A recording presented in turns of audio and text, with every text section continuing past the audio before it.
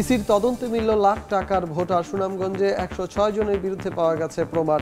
নির্বাচন কর্মকর্তা, data entry operator সহ ১১ জনের বিরুদ্ধে মামলা।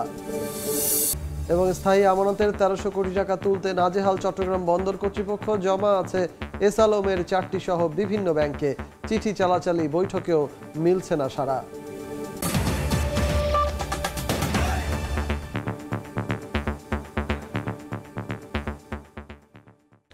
জনপদের সময় সঙ্গে আছি আমি সজল মিত্র রিচার্ড। আওয়ামী লীগের পতাকা তলে কেউ বিক্ষোভ করলে আইনের মুখোমুখি করার হুঁশিয়ারি দিয়েছেন প্রধান উপদেষ্টার প্রেস সচিব শফিকুল আলম। জুলাই হত্যাকাণ্ডের বিচার না হওয়া পর্যন্ত দলটিকে কোনো কর্মকাণ্ড চালাতে দেয়া হবে না বলেও সাফ জানান তিনি। নৃশংস হত্যাযজ্ঞের ৬ মাস না যেতেই কি করে দলটি কর্মসূচি ঘোষণা করে এমন প্রশ্ন তুলেছেন জাতীয় নাগরিক কমিটির মুখ্য সংগঠক সার্জিস আলম। এছাড়া বিএনপি, বিপ্লবী ওয়ার্কার্স পার্টি সহ বিভিন্ন দলের নেতারা আওয়ামী লীগকে প্রতিহতে একাট্টা থাকার ঘোষণা দিয়েছেন। মঙ্গলবার রাতে সামাজিক যোগাযোগ মাধ্যমে ফেব্রুয়ারি মাসে আওয়ামী লীগের কর্মসূচি ঘোষণার পর রাজনৈতিক অঙ্গনে শুরু হয়েছে আলোচনা সমালোচনা। দলটির পতাকা তলে অবৈধভাবে কেউ বিক্ষোভ করলে তাকে আইনের মুখোমুখি করা হবে বলে হুঁশিয়ারি উচ্চারণ করেছেন প্রধান উপদেষ্টার প্রেস সচিব শফিকুল আলম। ফরেন সার্ভিস একাডেমিতে ব্রিফিংয়ে তিনি বলেন, সংস্কার কমিশনগুলোর চূড়ান্ত রিপোর্টের ভিত্তিতেই ফেব্রুয়ারিতে আগামী নির্বাচনের সম্ভাব্য তারিখ ঘোষণা করা হবে। যতদিন না তাদের লিডারশিপকে ট্রায়ালের মধ্যে আনা হচ্ছে, যতদিন না তাদের অ্যাকাউন্টেবিলিটির মধ্যে আসছে, ততদিন তাদের কোনো প্রোটেস্ট করতে দেওয়া হবে না। ফেব্রুয়ারি মাসের মাঝ বরাবর সমস্ত রিফর্মের রিপোর্টগুলো পাওয়ার পরে কনসেনসাস কমিশন কাজ করবেন। বিপ্লবে গণহত্যার ৬ মাস না যেতেই কিভাবে আওয়ামী লীগ কর্মসূচি দেয় এমন প্রশ্ন তুলেছেন জাতীয় নাগরিক কমিটির মুখ্য সংগঠক সার্জিস আলম। রাজধানীতে এক অনুষ্ঠানে তিনি বলেন, শেখ হাসিনা দেশে ফিরলে তাকে ফাঁসিতে ঝুলতে হবে। খুনি হাসিনা বাংলাদেশে আসবে, তবে এসে সে আগে বিচারের মঞ্চে দাঁড়াবে, এরপর ফাঁসির মঞ্চে দাঁড়াবে। এদিকে দলটির কর্মসূচিকে গণবিরোধী উল্লেখ করে প্রতিহতে মাঠে থাকার ঘোষণা দিয়েছেন বিভিন্ন রাজনৈতিক দলের প্রতিনিধিরা। বুধবার জাতীয় প্রেস ক্লাবে রাষ্ট্র সংস্কার আন্দোলন নামে একটি সংগঠনের বৈঠকে এ ঘোষণা দেন বক্তারা।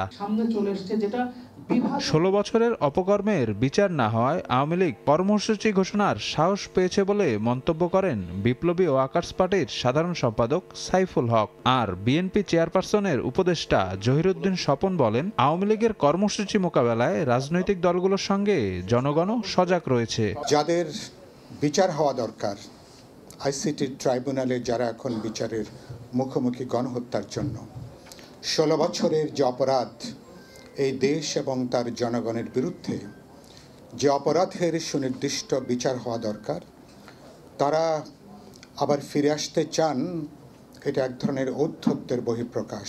আওয়ামী লীগের যে কোনো পদক্ষেপকেই শুধু বিএনপি নয়, বাংলাদেশের শুধু রাজনৈতিক বিভিন্ন দল নয়, আমি মনে করি যে আপামর জনগণই সেদিকে নজর রাখছে। ভারতে বসে কর্মসূচি ঘোষণা শেখ হাসিনার বালখিল্যতা বলেও উল্লেখ করেন বক্তারা। ভারত সরকারকে বলবো ওনাকে ভালো চিকিৎসা দেন, কারণ ওনার মানসিক চিকিৎসার খুব দরকার। শফিক মুন্সি, সময় সংবাদ, ঢাকা। অন্তর্বর্তী সরকারকে সঠিক পথে আনতে আন্দোলনের ইঙ্গিত দিলেন বিএনপির স্থায়ী কমিটির সদস্য সালাউদ্দিন আহমেদ। বলেন, ৫ আগস্ট নির্বাচন দিয়ে স্মরণীয় রাখতে পারে সরকার। মুক্তিযুদ্ধের সঙ্গে অন্য কিছুর তুলনা করা ঠিক হবে না বলেও মত তার।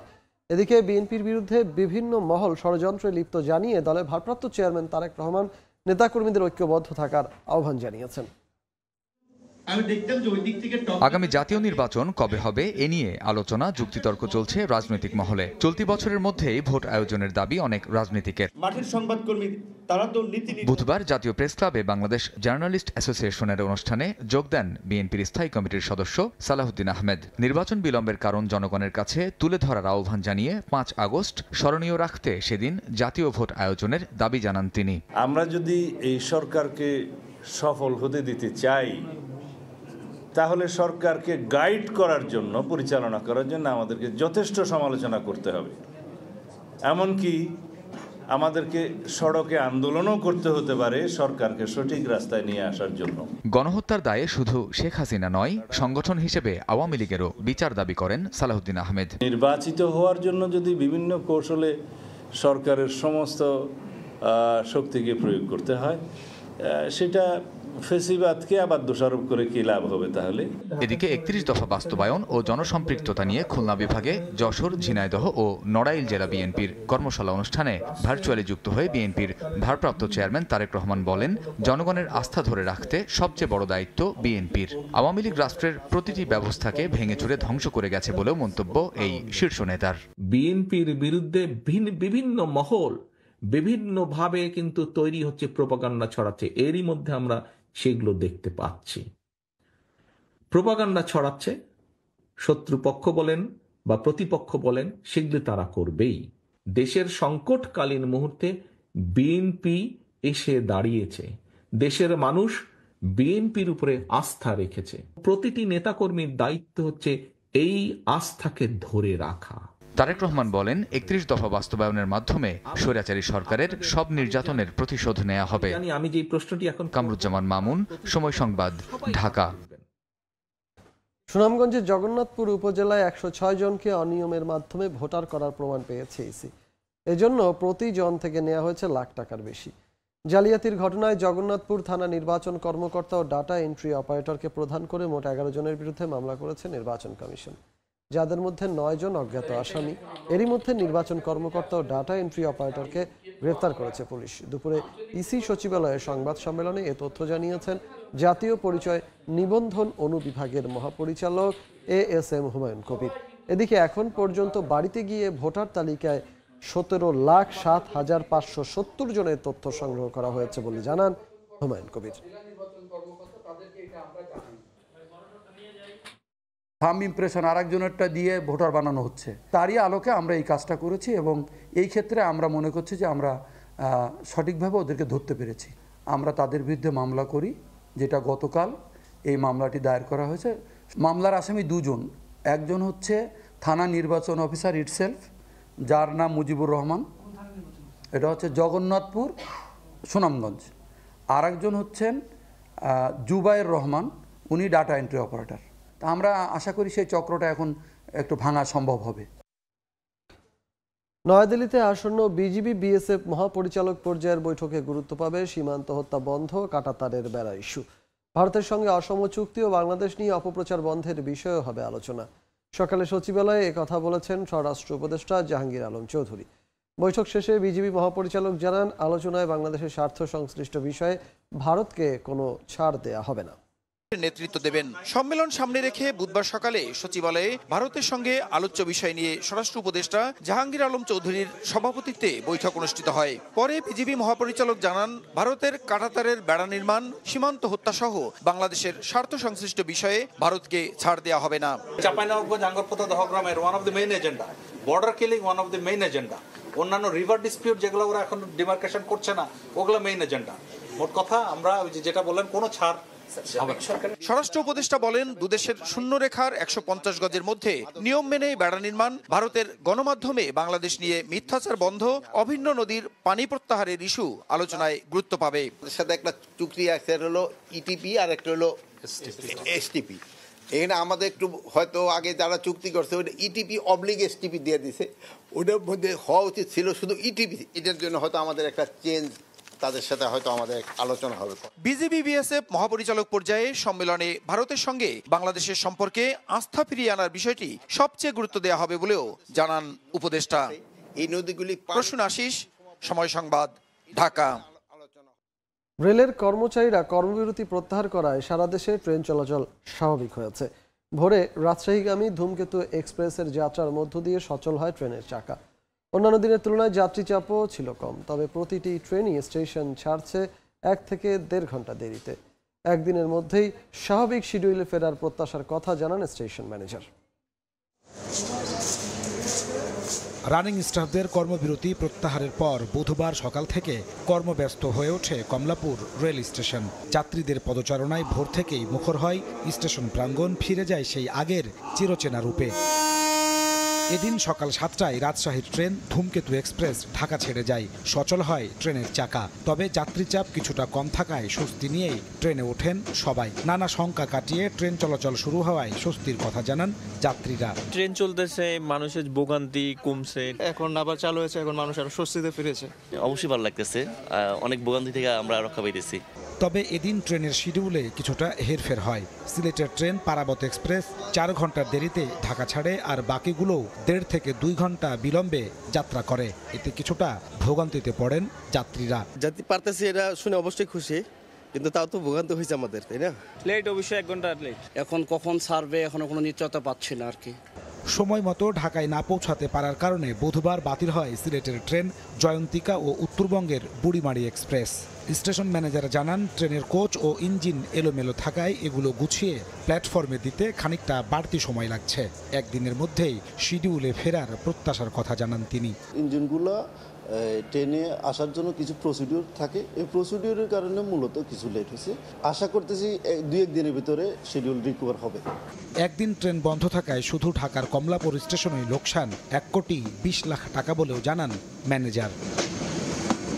নাজমুস সালেহী, সময় সংবাদ, ঢাকা। বিশ্ব ইজতেমার ময়দানে এবার প্রতিটি খিত্তায় থাকবে সাদা পোশাকে পুলিশ। ড্রোন ক্যামেরায় পর্যবেক্ষণ সহ 5 স্তরের নিরাপত্তা বলয় তৈরি করা হয়েছে। দুপুরে মাঠ পরিদর্শন করে একথা জানান পুলিশ প্রধান। এদিকে প্রায় 100% প্রস্তুতি সম্পন্ন হলেও এখনো ছোটখাটো কিছু কাজ করছেন আগত মুসল্লিরা। জীবন সায়ান্নে পৌঁছেছেন অনেক আগেই, কমেছে শারীরিক শক্তিও, তারপরও দমে যাননি 80 বছরের আব্দুল হায়াত। পরকালে লাভের আশায় এভাবে 1 সপ্তাহের বেশি সময় ধরে স্বেচ্ছাশ্রম দিচ্ছেন ইজতেমার ময়দানে। তার মতো নানা বয়সী ধর্মপ্রাণদের শ্রমে 160 একরের ময়দান এখন প্রায় প্রস্তুত বিশ্ব ইজতেমার মহা কর্মযজ্ঞের জন্য। ময়দানটাকে যে সাজানো হয়েছে এটা আল্লাহ তাআলার খাস মেহরবানি। বুধবার সকালে টঙ্গীর তুরাগতীরের ময়দান পরিদর্শন করেন পুলিশের প্রধান বাহারুল ইসলাম। খুঁটিনাটি বিষয় পর্যবেক্ষণের পর জানান, প্রতি বছরের মতো এবারও নেওয়া হয়েছে নিশ্ছিদ্র নিরাপত্তা ব্যবস্থা। 5টি সেক্টরে ভাগ করে আমরা নিরাপত্তা সাজিয়েছি। 16টি ওয়াচ টাওয়ার থাকবে এবং সেই ওয়াচ টাওয়ার থেকে আমরা নিরাপত্তা ডিউটি দেখব, বাইনোকুলার দিয়ে আমরা দেখব। যে কোনো ধরনের নাশকতা কিংবা যে কোনো ধরনের ইল মোটিভ, আমার বিশ্বাস আমরা আপনাদের সহযোগিতা, আবারও বলি আপনাদের সহযোগিতা আমরা এগুলো মোকাবেলা করতে পারবো। 31 জানুয়ারি থেকে শুরু হয়ে 5 ফেব্রুয়ারি পর্যন্ত চলবে 6 দিনের প্রথম পর্বের 2 দফার বিশ্ব ইজতেমা। আর একদিন পরেই আল্লাহু আকবার ধ্বনিতে মুখরিত হবে 160 একরের টঙ্গীর তুরাগতীর। আগামীতে সকল ভেদাভেদ ভুলে ঐক্যের মহাসম্মিলন ঘটবে এই ইজতেমাকে কেন্দ্র করে, এমনটি প্রত্যাশা সারা দেশ থেকে আসা স্বেচ্ছাশ্রম দেয়া আগত ধর্মপ্রাণদের। তোহা খান তামিম, সময় সংবাদ, টঙ্গী, গাজীপুর। জনপদের সময় আরো থাকছে। বড় মৌসুমের শুরুতেই সার কিনতে হিমশিম চাষি। নওগাঁয় বস্তায় বেড়েছে 250 টাকা। কৃত্রিম সংকট নিয়ে পাল্টাপাল্টি দোষারোপ বিক্রেতা ডিলারের। চট্টগ্রাম বন্দরে স্থায়ী আমানত হিসেবে বিভিন্ন ব্যাংকে রাখা 1300 কোটি টাকার ভবিষ্যৎ ক্রমশ অনিশ্চিত হয়ে পড়েছে। ডিসেম্বরের মধ্যে টাকা পরিশোধের প্রতিশ্রুতির মাঝে ফেরত পেয়েছে মাত্র 18 কোটি টাকা।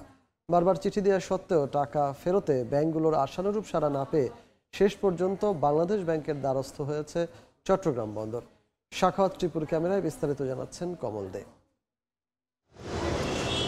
চট্টগ্রাম বন্দরের হিসাব বিভাগের তথ্য অনুযায়ী সাবেক এসালমের মালিকানাধীন 4টি ব্যাংকের 927 কোটি টাকা সহ স্থায়ী আমানত হিসেবে বিভিন্ন ব্যাংকের শাখায় অন্তত 1300 কোটি টাকা আটকে আছে। গত বছরের সেপ্টেম্বর মাস থেকে চিঠি দেওয়ার পাশাপাশি শীর্ষ কর্মকর্তাদের সঙ্গে বৈঠক করে স্থায়ী আমানত নগদায়নের অনুরোধ জানিয়ে আসছে বন্দর কর্তৃপক্ষ।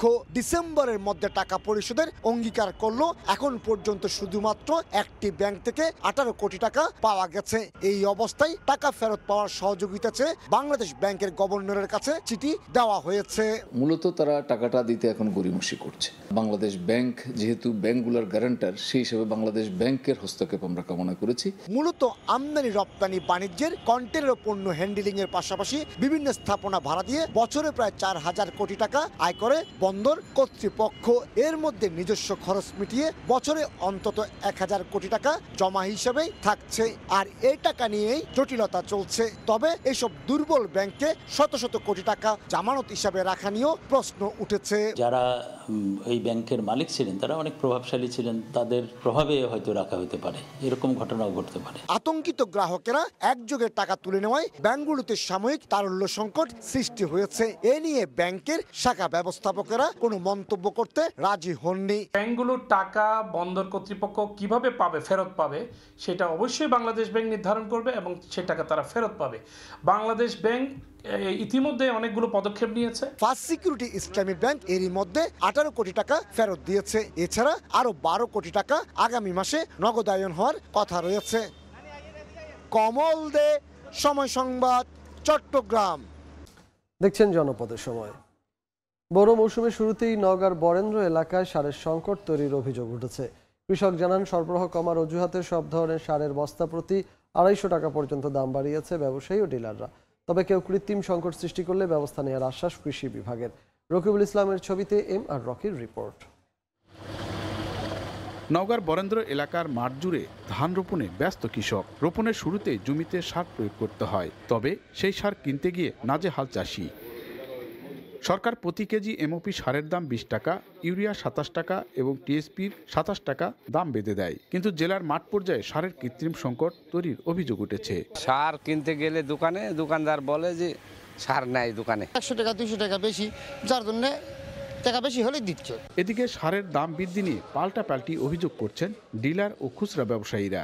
বলতেছে বরাদ্দ আছে, মাল স্লো আসতেছে, বাজারে চাহিদা হয়ে গেছে বেশি, আমরা মেকআপ দিতে পারতেছি না। কিছু অসাধু ব্যবসায়ী যারা আছে তারা যদি এই সুযোগ নিয়ে থাকে, সরকারি বেসরকারি দোকানদার যারা খুচরা বিক্রি করে, তারা এই সুযোগ নিতে পারে। আর কেউ কৃত্রিম সংকট সৃষ্টি করলে ব্যবস্থা নেওয়ার গতানুগতিক আশ্বাস কৃষি বিভাগের। এ ব্যাপারে আমরা সজাগ দৃষ্টি রাখছি, যাতে সরকার নির্ধারিত মূল্যের চেয়ে বেশি মূল্যে বিক্রি না হয়। জানুয়ারি থেকে মার্চ পর্যন্ত জেলায় ৭৬,০০০ মেট্রিক টন ইউরিয়া, ডিএপি ও এমওপি সারের বরাদ্দ দেওয়া হয়েছে। MR রকি, সময় সংবাদ, নওগাঁ।